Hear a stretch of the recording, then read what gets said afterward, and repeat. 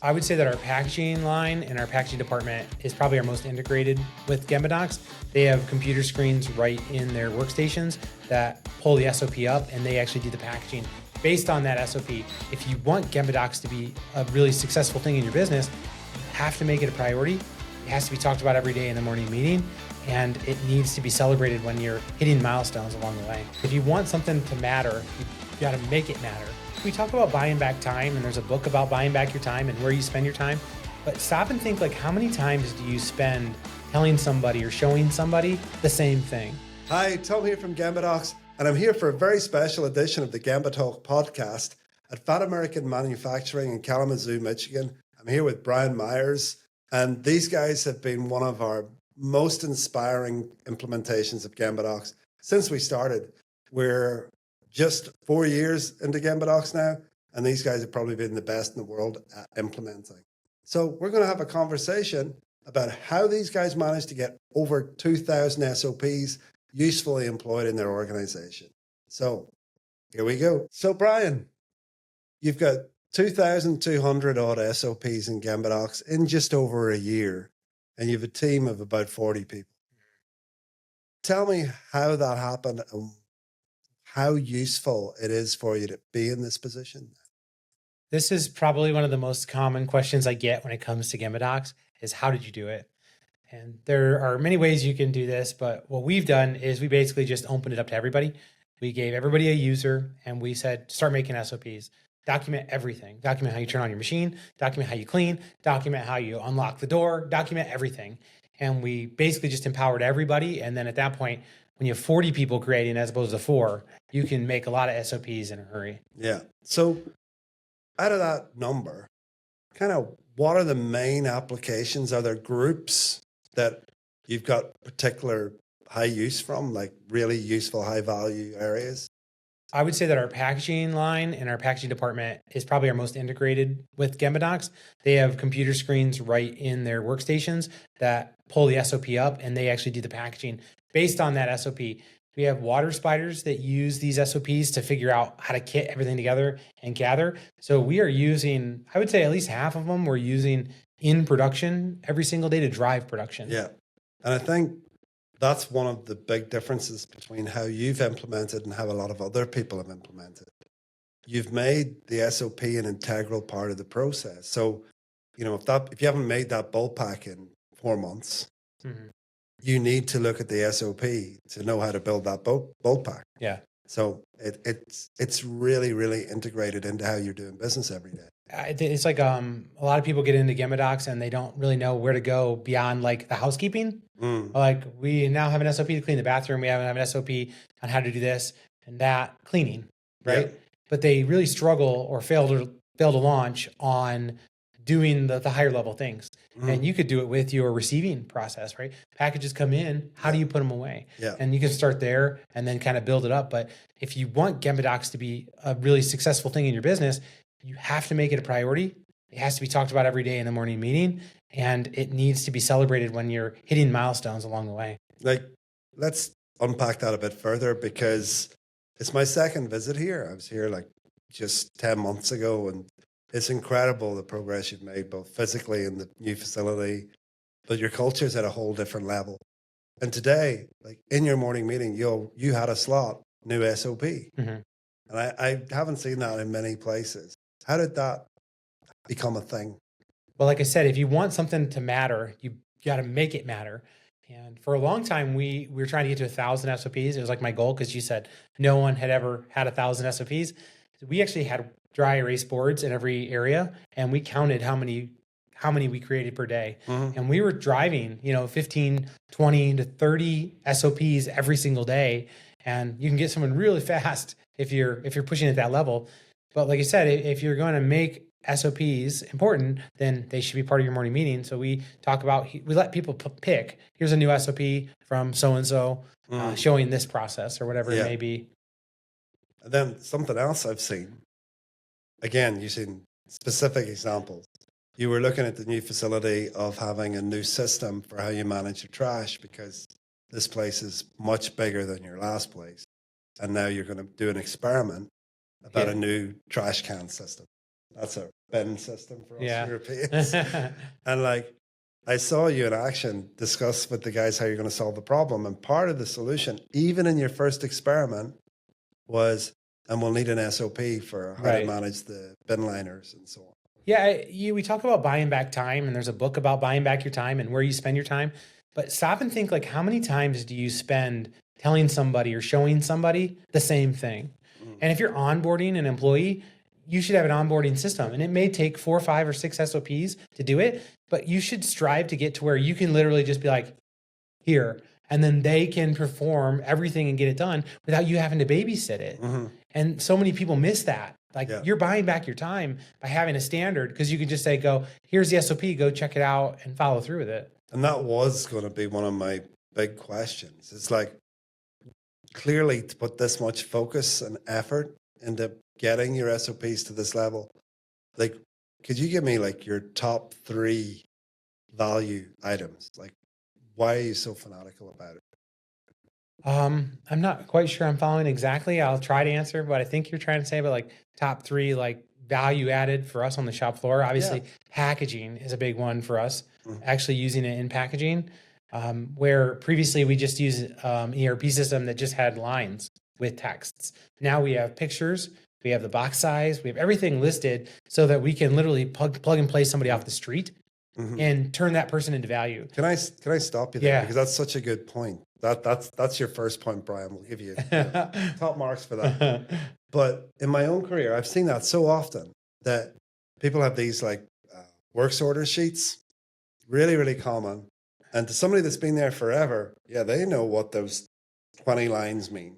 And it's line X, and you've got a part number and a part description and maybe an operation number, and the routing is there. But to someone who's not been there forever, no idea how to use that. And basically, like in your bulk pack example, effectively, you've taken what a traditional works order, little table, and you've made it visual. That anybody can now understand that. Literally, if you have just walked in off the street, you now know what to do.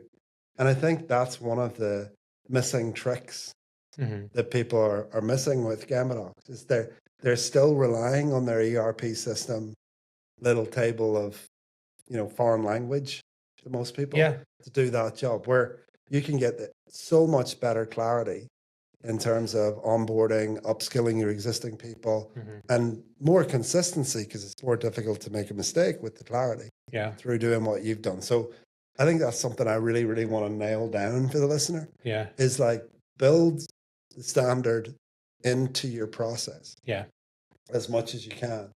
And think about it like you're a newbie. Think about it as if you're somebody new off the street. What does How this mean? can we make this so simple that it's so easy to get somebody up to value using that SOP? Like, for me, that's absolutely critical to be really successful. I would say that number 2, I look at it as a respect for people. So we talk about that as a pillar of lean, respecting people. What does that mean? Well, respect for people would be, if I hire a new employee, am I setting them up to be successful?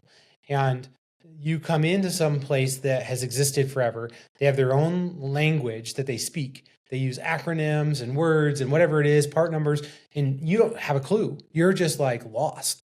And you can use these SOPs to help teach them the language, correlate picture to word, as opposed to just like show them a couple of times and turn them loose.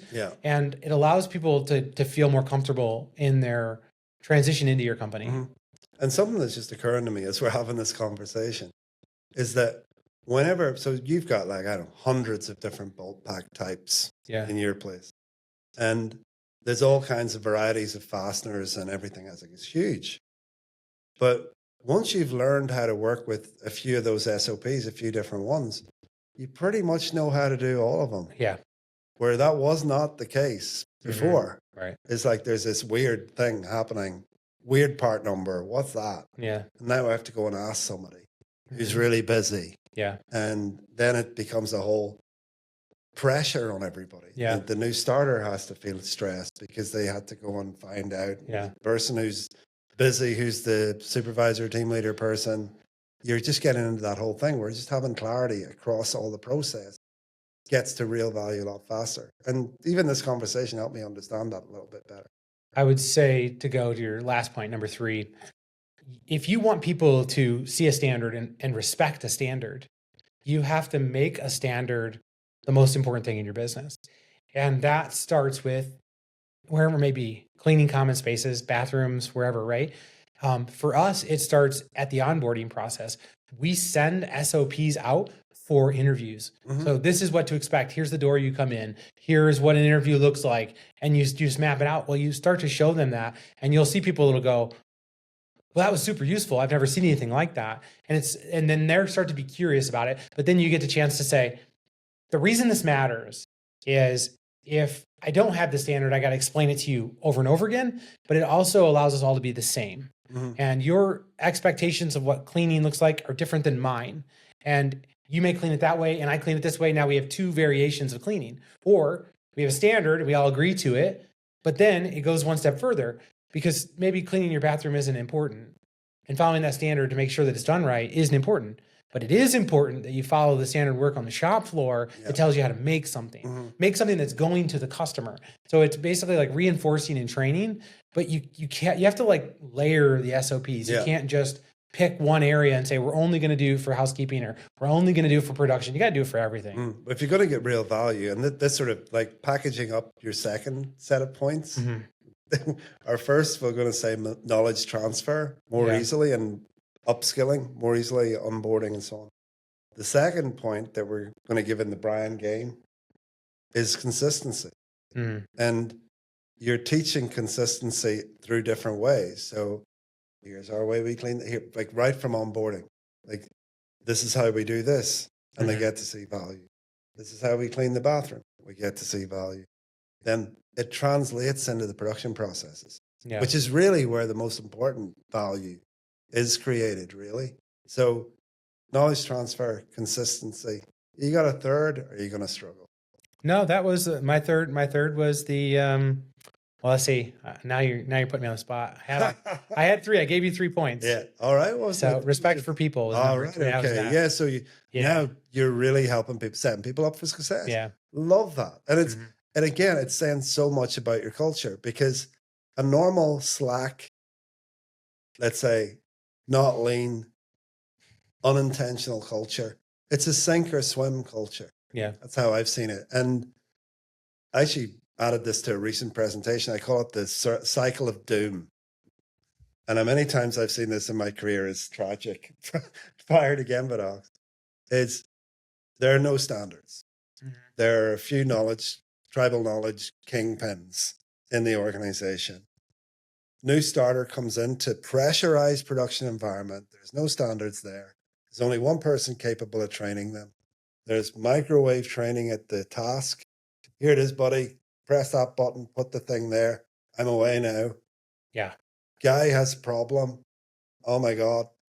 After he's asked 2 times, he's asked a question, he's not asking again.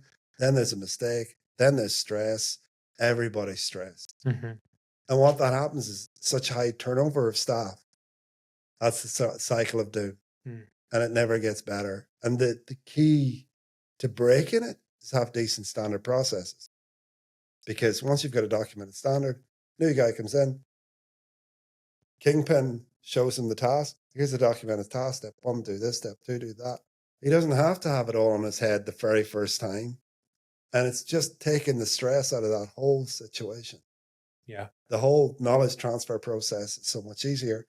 Respects your knowledge keepers and givers, and it's respecting the new people. So it is. I totally get that. You, with taking the time to document your process properly, you really truly are respecting your team. You're getting the knowledge out of them, like, and making it distributed. Somebody said, knowledge is dangerous unless it's shared. Stephen Helmer, one of our other customers, told me that, and I think it's great. So you share the knowledge, and now it's much easier for a new person or an existing person to upskill in that process. And it's all a win-win-win-win cycle.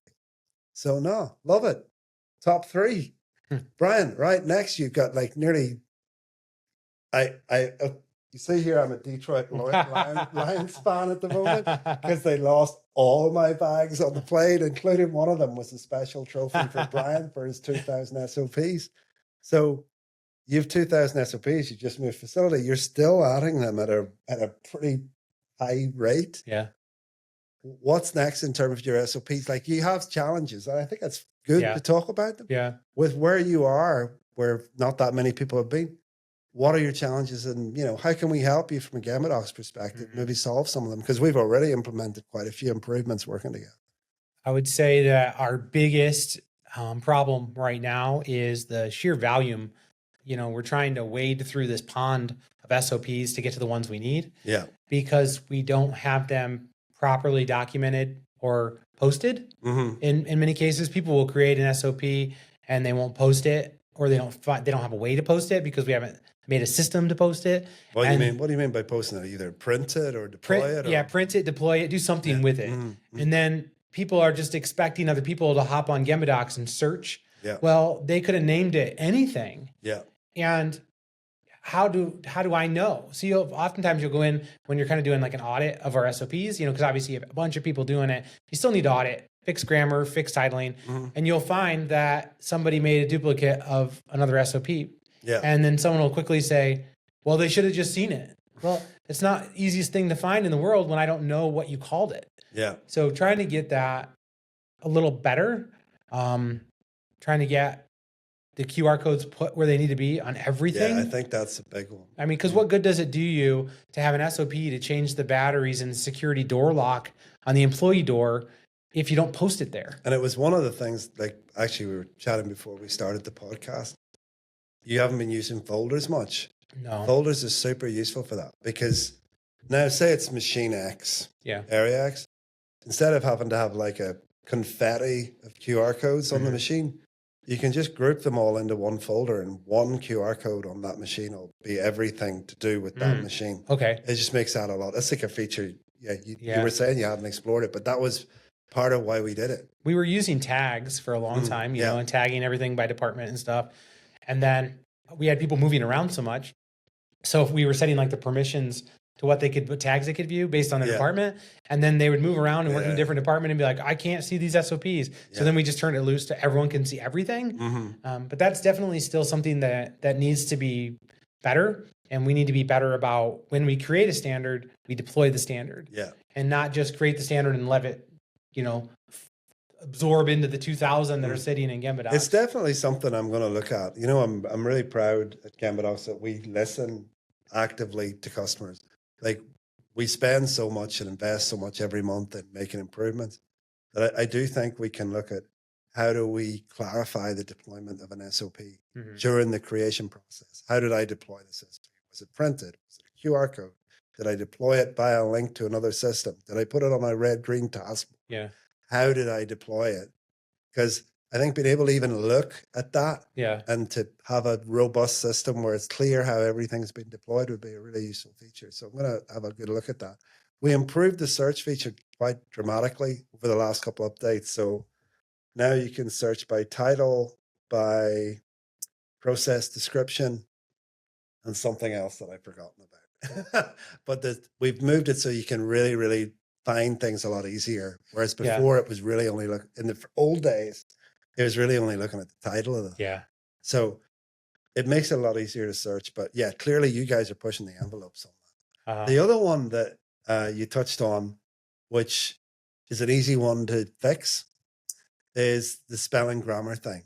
Yeah. Like, that used to do my head in. At Lumen, we had a couple of guys who haven't got the best, and the whole polish with AI thing just gets rid of all of that. So even just getting people into the habit of using that feature just to get rid of all that. So it means that no matter how basic your literacy level is, you can write a pretty good SOP in terms of spelling. So no, look, it's been absolutely great. You guys are pushing the envelope. It's a joy to work with you as well. We'll look at see how we can improve it even further. Yeah. And Brian, thanks very much for the chat, buddy. Yeah. Really appreciate it. No problem. So thanks very much to Brian Meyers. Great chat. Lovely to get into the insight over somebody who's really been pushing the forefront of what's possible with GembaDocs and getting some massive value out of it. So I hope you enjoyed the podcast. And yeah, subscribe, do a free trial if you haven't already done it, and keep up to date with what we're doing at GembaDocs. Thanks for watching.